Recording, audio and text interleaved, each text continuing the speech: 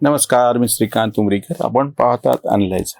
Like करा, share करा, subscribe करा. अनलायझरचं ॲप डाउनलोड करा. प्रदीप सिंग म्हणून ज्येष्ठ पत्रकार आहेत हिंदीतले. आपका अखबार या नावानं त्यांच्या यूट्यूब चॅनलवरती रोज व्हिडिओ येतात.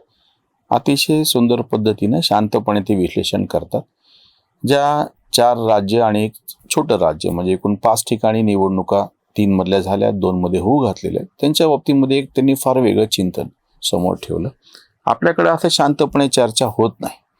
तेव्हाचं काहीतरी प्रसंग होतो, प्रचारामध्ये कोणीतरी कमी जास्त काहीतरी बोलतं आणि त्याच्यावरचे उठवळ व्हिडिओ असं मी त्यांना म्हणतो आणि त्यांना लोकही प्रतिसाद देतात. म्हणजे मांडणाऱ्याचा दोष आहे असं नाही, मी तुम्हाला याच्या बाबतीमध्ये दोष देईल म्हणजे पाहणाऱ्यांना की तुम्हाला असे काहीतरी चटपटीत आपल्याकडं पारावरच्या गप्पा मारल्यासारखे चकाट्या पिटल्यासारखे काही विषय व्हिडिओ असतात, ते चालत राहतात.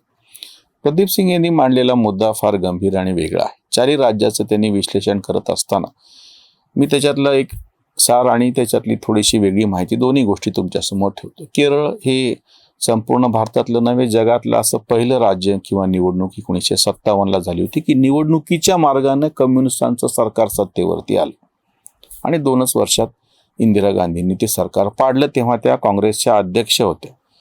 काही जे पंटर सगळे नेहरूचे आणि इंदिरा गांधीचे समर्थक असं म्हणतात की नाही नेहरूंनी कुठे वंशवाद केला. नेहरूंनी आपल्या हयातीत इंदिरा गांधीला आपल्या मुलीला काँग्रेसचा अध्यक्ष केलं होतं. तेव्हा त्यांच्यापेक्षा कितीतरी ज्येष्ठ काँग्रेस नेते समोर असताना सुद्धा त्यांनी ते हट्टानं सरकार पाडलं आणि आज त्याच केरळम आता जे नवीन नाव झालेलं आहे त्या केरळमध्ये कम्युनिस्टांचं एक सरकार अस्तित्वासाठी लढत आहे की जिथं कम्युनिस्टांची राजवटच सुरू झालेली होती प्रत्यक्ष निवडणुकीद्वारे.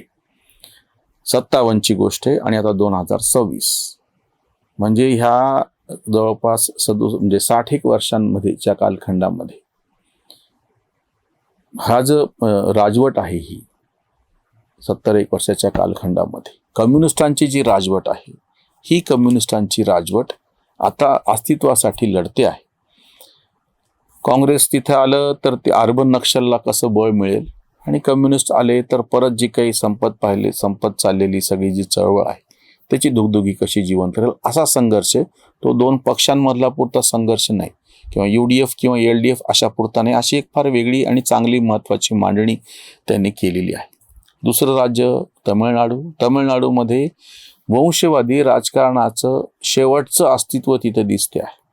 बाकी आज कुठल्याही राज्यामध्ये मुख्यमंत्री त्याचा पोरगा मुख्यमंत्री नातू मुख्यमंत्री व्हायच्या मार्गावरती आहे. हे चित्र आत्ता सध्या फक्त आणि फक्त तमिळनाडूमध्ये आहे. करुणानिधी होते, त्याच्यानंतर स्टॅलिन आहेत आणि उदयनिधी स्टॅलिन स्वतःच्या पोराला प्रोजेक्ट केलेला आहे. उपमुख्यमंत्री मला वाटतं ते आताच्याच मंत्रिमंडळात आहेत. सनातनच्या नावानं अतिशय वाईट असे उद्गार काढल्याच्या नंतर सुद्धा त्यांचं पद काय अजून गेलेलं नाही. त्यामुळे वंशवादी राजकारणाचे शेवटची जी झेंडा फडकताना दिसत आहे शेवटचा तो तिथे आहे तमिळनाडूमध्ये. असा एक मुद्दा प्रदीप सिंगांनी फार चांगल्या पद्धतीनं उपस्थित केलेला आहे.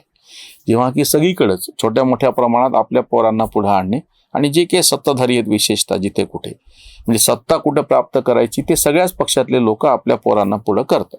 महाराष्ट्रातलं तर पवार कुटुंबाचं उदाहरण तर काही सांगायलाच नको. तिसरी जी निवडणूक ज्या ठिकाणी होती ते पश्चिम बंगाल एकेकाळी कम्युनिस्टांचा गड होता आणि कम्युनिस्टांनी ज्या पद्धतीचं राजकारण केलं त्याला उत्तर देत असताना तसंच राजकारण ममता दीदी कसं करत आहेत आणि आज जर त्यांचा पराभव करायचा असेल त्यांचा पराभव झाला तर केवळ ममता दीदीचा पराभव ठरणार नसून अशा पद्धतीचं जे राजकारण आहे त्याच्यावरती फार मोठा आघात होऊ शकतो आणि त्याचं जर ते संपलं तर फार चांगली गोष्ट लोकशाहीच्या दृष्टीनं. 4थं राज्य आहे आसाम. प्रदीप सिंगांनी याच्यातला काही भाग फक्त मांडलेला आहे, काही भाग मी वेगळा तुमच्या समोर ठेवतोय. आसाममधल्या राजकारणाला फार मोठा वेगळा असा पैलू आहे.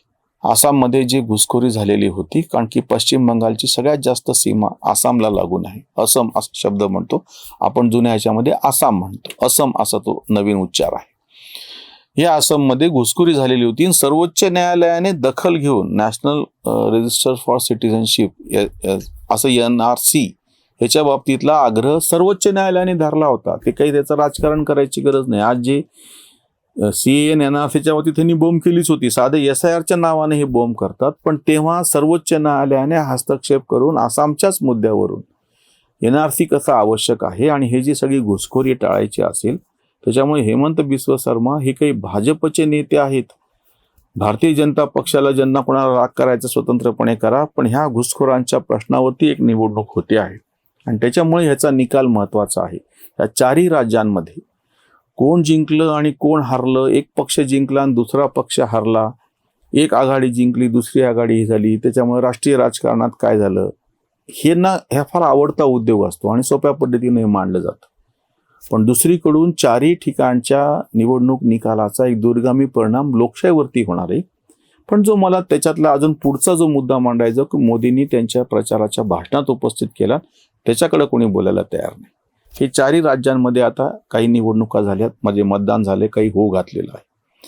नारी शक्ती अधिनियम जो आता येऊ घातलेला आहे, हे जे महिला आरक्षणाचं जे विधेयक 33% आरक्षण आणि तातडीनं आत्ताच म्हणजे येत्या ज्या लोकसभेच्या निवडणुका होतील आणि त्याच्यानंतरच्या ज्या काही विधानसभेच्या निवडणुकी असतील त्यासाठी ते लागू पडेल असं काहीतरी त्याच्यातले बारकावे समोर येतील.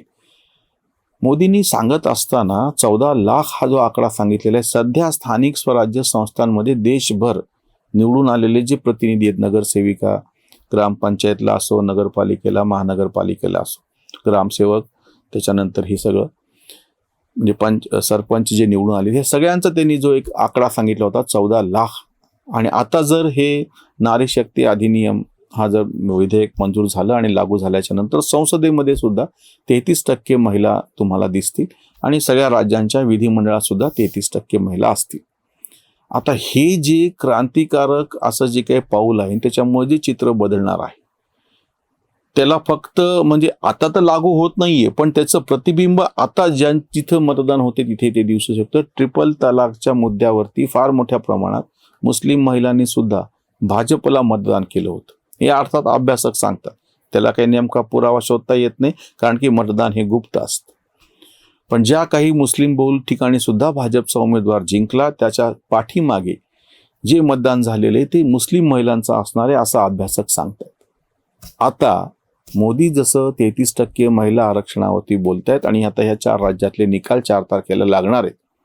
जर त्याच्यामध्ये भाजपच्या अनुकूल जास्त मतदान झालं असं सिद्ध झालं, जे कळेल आता कुठल्या पक्षाला किती मतदान, एकूण तर मतदान वाढलेलंच. केरळमधलं वाढलेलं आहे, असममधलं वाढलेलं आहे, पुदुचेरीतले वाढलेले 85 ते 90% घरात हे मतदान गेलेलं आहे.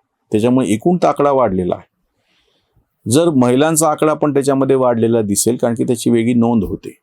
आणि त्याच पद्धतीने जे प्रत्येक ठिकाणी जे काही लोकप्रतिनिधी निवडून येतील त्याच्यामध्ये सुद्धा महिला हा जर फॅक्टर हा कितीपत प्रभावी ठरेल ते दिसेल. या 4-5 राज्यांच्या निवडणुका आणि त्याचे निकाल आणि त्या पार्श्वभूमीवरच्या ह्या गोष्टी याचा खरंच असा वेगळा असा शांतपणे गांभीर्याने विचार व्हायला पाहिजे. इथेच थांबू. धन्यवाद. जागृतीचा विधान